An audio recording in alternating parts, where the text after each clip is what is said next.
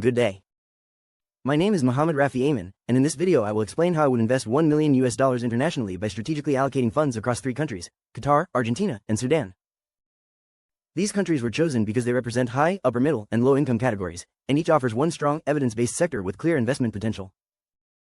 My goal is to build a balanced, risk-adjusted international portfolio that is supported by reliable institutional research from the International Monetary Fund, Rystad Energy, and the World Bank. To begin, my investment strategy follows the principles of modern portfolio theory, which emphasizes balancing low-risk and high-return assets through effective diversification.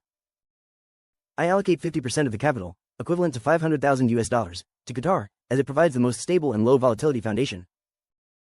Argentina receives 35%, or $350,000, due to its high growth potential in the energy sector.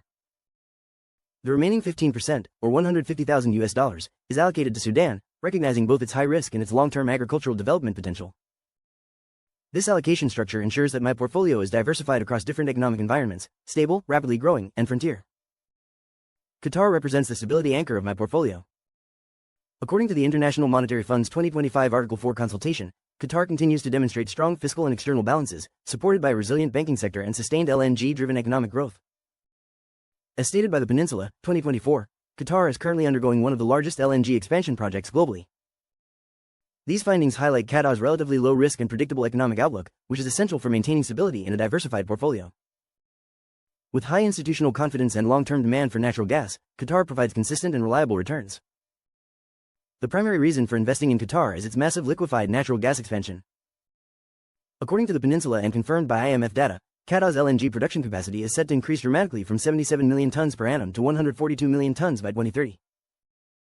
This government-backed expansion strengthens Qatar's position as the world's leading LNG exporter and ensures long-term revenue stability. The expansion is supported by substantial government investment, robust infrastructure, and long-term LNG contracts, making this sector ideal for low volatility, steady returns. Moving to Argentina, this country represents the high-growth segment of my portfolio. According to Rystad Energy, 2024, Argentina's Vaca Muerta shale formation is projected to produce up to 1 million barrels per day by 2030, placing it among the world's fastest-growing shale regions. Rystad Energy, 2025, further states that Argentina is positioning itself as a future LNG exporter, using Vaca Muerta as the primary gas source for international markets. Despite Argentina's macroeconomic challenges, such as inflation and currency depreciation, these risks can be managed by investing through US dollar-denominated instruments like ADRs and inflation-linked contracts. The scale of the shale reserves, rising global demand for LNG, and increasing infrastructure investment position Argentina as a compelling high-return opportunity.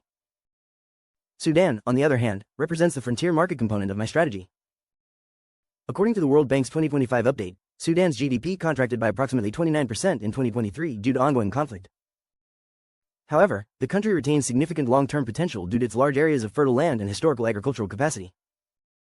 The World Bank's SOMUD Resilience Program highlights ongoing efforts to rebuild agricultural value chains, revive irrigation systems, and strengthen food security across rural communities. To reduce political and security risks, investment in Sudan is made only through multilateral institutions such as the World Bank, IFC, or MEGA-backed agricultural programs. This allows the portfolio to support essential development with built-in risk protection, making Sudan suitable for a small yet impactful allocation. Risk management is critical in international investing, and each country carries unique risks. Qatar's primary risk involves fluctuations in global LNG prices, which can be managed through diversification within energy-linked financial instruments and a combination of equity and fixed income. Argentina's inflation and currency risks are hedged by relying solely on USD-denominated financial assets, avoiding exposure to local currency volatility. Sudan's risks stem from political instability and conflict. Therefore, all investments are channeled through multilateral agencies that provide political risk insurance and safeguard capital. These strategies collectively strengthen the resilience of the portfolio. Finally, the expected returns reflect the role of each country. Qatar offers stable and moderate returns due to its LNG expansion and strong fiscal position. Argentina delivers high return potential driven by Vaca Muerta's growing production and future energy export capabilities. Sudan offers uncertain but potentially impactful long-term returns linked to agricultural revitalization and eventual economic stabilization.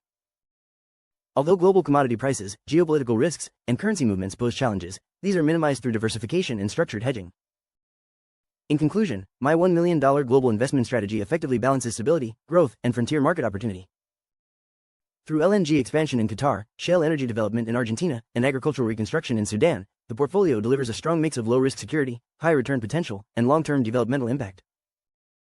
Supported by credible research from the IMF, Rystad Energy, and the World Bank, this strategy aims to maximize long-term risk-adjusted returns. Thank you.